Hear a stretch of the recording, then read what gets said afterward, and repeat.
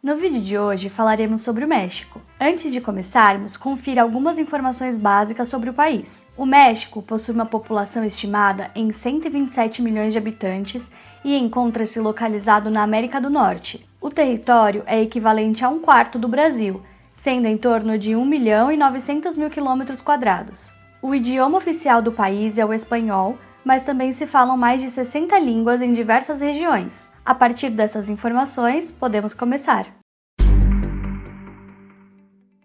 A economia mexicana é a segunda maior da América Latina e está entre as 15 primeiras do mundo. O México, por mais de 40 anos, foi considerado um líder no mercado emergente. O crescimento entre 1990 até 2020 foi, em média, de 2,4% ao ano, sendo metade da taxa padrão dos mercados emergentes. Portanto, surgem algumas dúvidas. Por que o México não conseguiu saltar da renda média para a alta? Ou por que a economia do México se contraiu mais do que a maioria em 2020? Para responder isso, primeiro precisamos conhecer a história deste país. Vamos começar pelo período do pós-guerra. A substituição de importações, ou a mexicanização, viria a ser a pedra angular do desenvolvimento econômico do país. Resumindo, o plano era facilitar a industrialização doméstica, criando uma economia estável e, por um tempo, essa estratégia simples, mas eficaz, realmente funcionou. O crescimento econômico do México ocorreu rapidamente, em média 6,5% ao ano entre 1950 e 1973. Na verdade, nenhum outro país da América Latina, além do Brasil, que também seguia um regime de substituição de importações, experimentaram taxas de crescimento tão elevadas.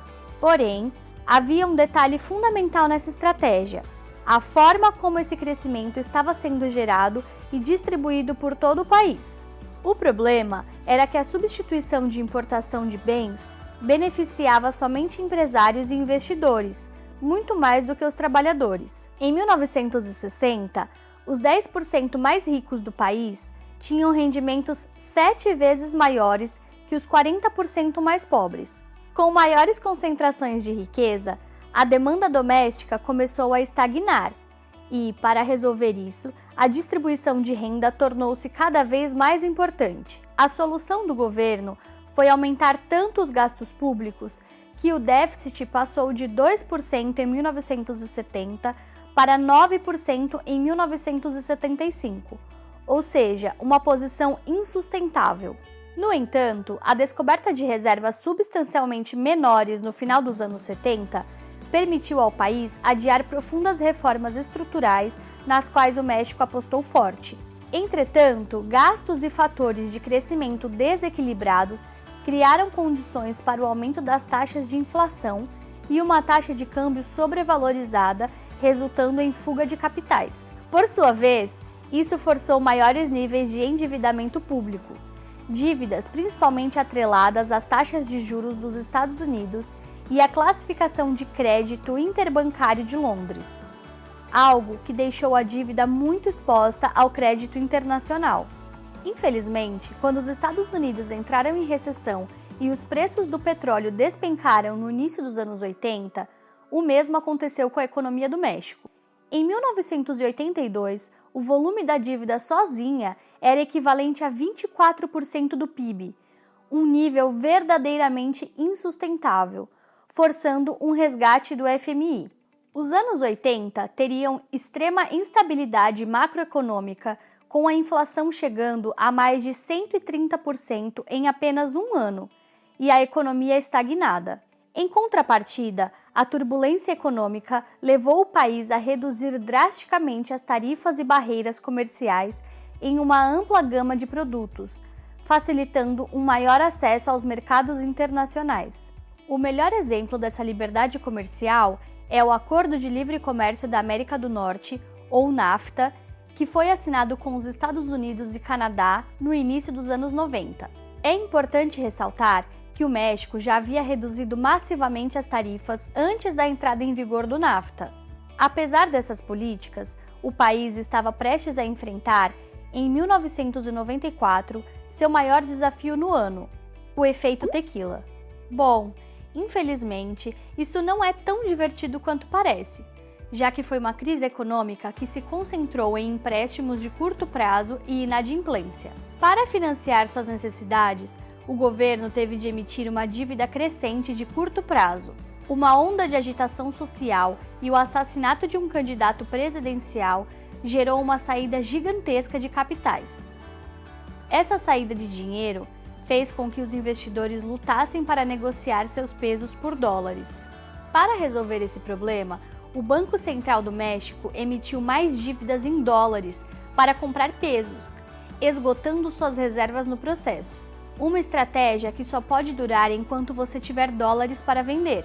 Sentindo uma supervalorização, o dólar começou a sair do país e, com as reservas limitadas, o peso foi forçado a fluir livremente. A grande queda resultante no valor da moeda local tornou toda a dívida denominada em dólares de curto prazo muito mais difícil de pagar, terminando em outro resgate do FMI. Para sermos justos com o México, esta crise não foi causada por déficits massivos, já que o país teve um superávit orçamentário em 1994. Esta foi a crise de liquidez, já que o grande montante da dívida de curto prazo não podia ser refinanciado ou reembolsado rapidamente. Agora, desde os anos 90, a economia mexicana evitou o calote econômico. Vale ressaltar que o país tem a seu favor, além de uma grande população, uma comida fantástica e turismo. A fronteira entre México e Estados Unidos possui cerca de 3.100 quilômetros de extensão. O comércio é um grande negócio para ambas as economias, valendo quase 700 bilhões de dólares por ano, que, para colocá-lo em contexto, equivale a mais da metade do PIB do México. No centro dessa relação está a indústria automobilística. E não se engane, o México é um grande player no mercado automotivo global. Os países industrializados do norte tornam-no o sexto maior produtor de automóveis do mundo, fortemente impulsionado pela integração da cadeia de abastecimento com os Estados Unidos e mão de obra mais barata. Além de mercadorias, as remessas do norte da fronteira são uma fonte maciça de moeda estrangeira, representando quase 4% do PIB do México. No entanto, todas essas estatísticas e números são produto de uma força mais ampla, a profunda transformação do México desde os anos 80 para um país mais orientado para o mercado. O país faz grandes esforços para avançar em direção à privatização, desregulamentação e melhorar as finanças públicas, sendo apenas uma economia mais aberta. Não há melhor exemplo disso do que as entradas líquidas de investimento estrangeiro, experimentando um aumento acentuado desde o início dos anos 90. E, embora o México tenha seus desafios, como descobriremos em breve, o cidadão médio está consideravelmente melhor hoje do que há 30 anos atrás. O Índice de Desenvolvimento Humano, IDH, aumentou 18 pontos desde 1990 e atualmente está acima da média da América Latina e do Caribe. Pobreza e desigualdade são questões fundamentais, tanto na economia quanto entre regiões. Com um alto nível de corrupção, a nação ocupa o 124º lugar no mundo no Índice de Corrupção Global. Embora permaneça na economia mais formal, as variações regionais no desenvolvimento e no crescimento são uma grande dor de cabeça.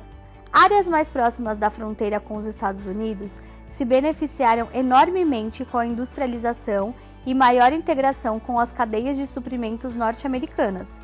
Portanto, aquelas mais distantes da fronteira não experimentaram nem de perto este nível de desenvolvimento. Isso realmente destaca o desafio de vincular a industrialização à economia em geral. Não é algo exclusivo do México, mas definitivamente são pontos que o impediram de avançar. Esse desenvolvimento apenas ajuda a explicar por que o país, um mercado emergente, cresceu pouco mais de 2,4% nas últimas décadas, metade da taxa de outros mercados emergentes, ficando abaixo da meta de crescimento de 4% que o governo atual estabeleceu. Na verdade, antes mesmo dos acontecimentos de 2020, o México já estava em recessão, uma tendência preocupante. Mas por quê? Um grande motivo para esse crescimento fraco se resume aos níveis de produtividade incrivelmente baixos do país. Seus cidadãos trabalham mais horas em média do que qualquer um dos outros 36 países da Organização para a Cooperação e Desenvolvimento Econômico, OCDE, mas ao mesmo tempo são os menos produtivos. Os especialistas atribuem esse paradoxo à má alocação de recursos produtivos, principalmente capital e trabalho. 6 em cada 10 trabalhadores estão empregados no setor informal. Um volume tão grande de mão de obra não qualificada oferece muito menos incentivo para inovar. Afinal, por que se dar ao trabalho e correr o risco de investir em nova tecnologia quando existe uma fonte constante de mão de obra disponível? Para sermos justos, isso não significa que todos os setores da economia estão na parte inferior da tabela de produtividade.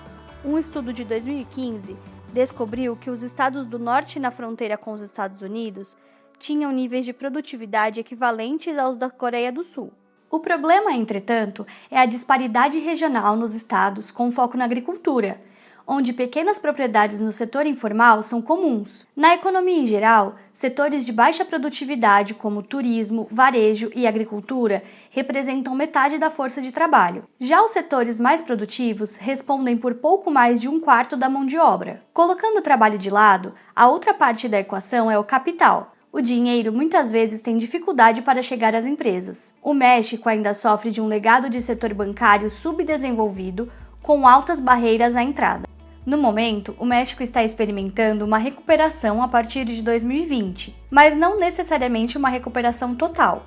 Notavelmente, o país viveu o maior declínio da atividade econômica, não apenas na América do Norte, mas de qualquer grande mercado emergente, sendo um dos principais motivos a forma como abordou a crise. O governo desistiu de criar um grande plano de estímulo fiscal, gastando apenas 1/4 da média de outras nações latino-americanas, algo parcialmente explicado por seu modelo pró-mercado e uma aversão à dívida dada sua história. Segundo o FMI, este processo pode ocorrer até 2026. Sim, ainda não se sabe como ficará a economia do México nos próximos anos. Enfim, compreendemos que o baixo desempenho do México está enraizado em seus problemas de produtividade e sua economia centralizada próxima à fronteira com os Estados Unidos. Se esse vídeo te ensinou um pouco mais sobre o México, não esqueça de curtir e se inscrever no canal. Muito obrigada por assistir até aqui e nos vemos no próximo vídeo.